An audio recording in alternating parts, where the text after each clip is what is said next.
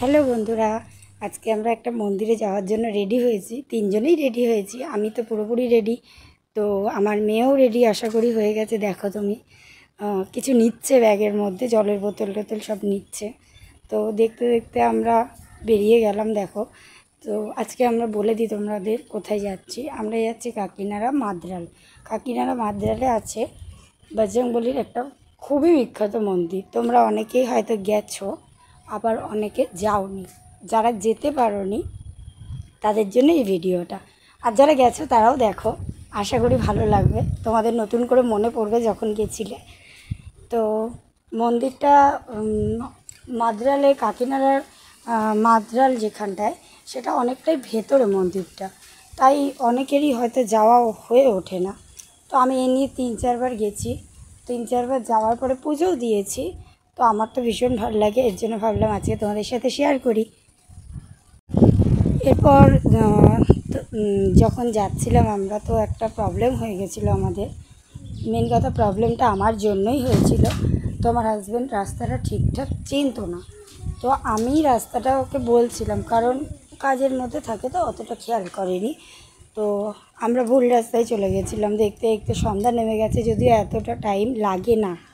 তোমরা যারা গেছো তোমরা জানো যে এতটা টাইম লাগে না, তবুও আমাদের লেগে গেছিলো টাইম। কারণ কি, আমরা ভুল রাস্তায় চলে গেছিলাম, পুরো নৈহাটি চলে গেছিলাম।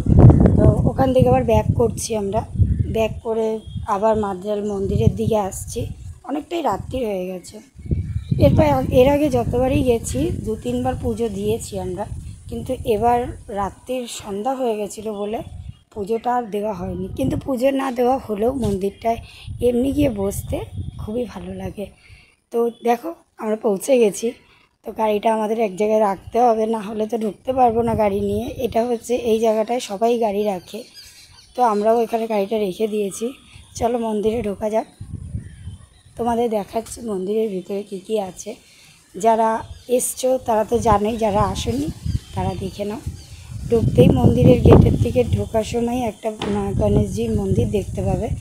তো খুবই ভালো লাগবে তোমাদের, তোমরা আসলে বুঝতে পারবে। এখানে দোকান আছে, যারা পুজো দিতে চাও তারা কেনাকাটি করে নিতে পারো, সারাক্ষণই দোকানটা খোলা থাকে। এটা হচ্ছে বজরংবলির মন্দির। তোমাদের বলে দিই, এখানকার যে বজরংবলির মন্দিরটা আছে, এখানে বজরংবলির ঠাকুরটা শোয়ানো থাকে। এখানে কোনো কথাতে আছে কি, অনেক বছর আগে, অনেক যুগ আগে এখানে বজরংবলী যিনি ছিলেন, তিনি এখানে বিশ্রাম করতে এসেছিলেন। তো তার জন্য এখানে বজরংবলীর মন্দিরে বজরংবলী শোয়ানো আছে। তোমরা দেখো, তোমাদের দেখাচ্ছে, আমরা উপরে রয়েছি, ওখান থেকে নিচে দেখানো যাচ্ছে। যদি তোমরা পুজো দাও মনে করো, তো পাশ থেকে সিঁড়ি আছে, তো সিঁড়িটার থেকে নিচে গিয়ে তবে পুজো দিতে হবে। তো দেখো, এই যে পাশে যে সিঁড়িটা দেখছো, এখান থেকে তোমাদের নেমে যেতে হবে পুজো দেওয়ার জন্য।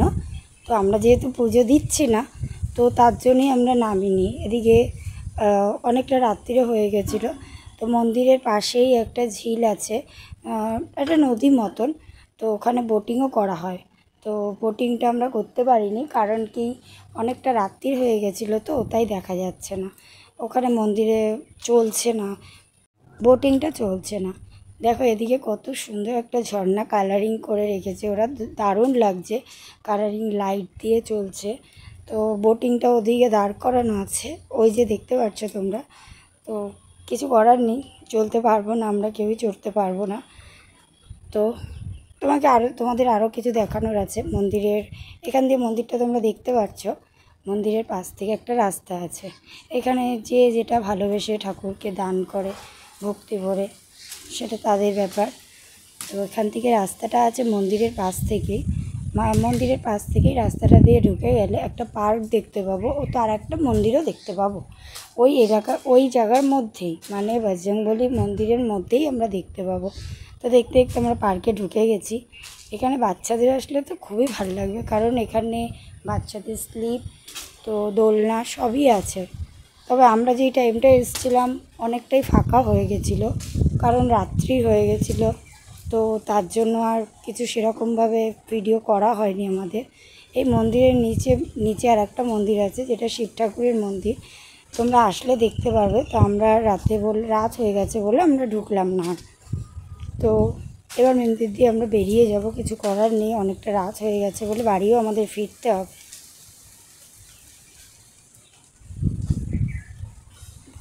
প্রচণ্ড খিদে পেয়ে গেছে, আমরা একটু খেয়ে নিই এবার। তো পরের নেক্সট ব্লগে দেখা হচ্ছে, টাটা।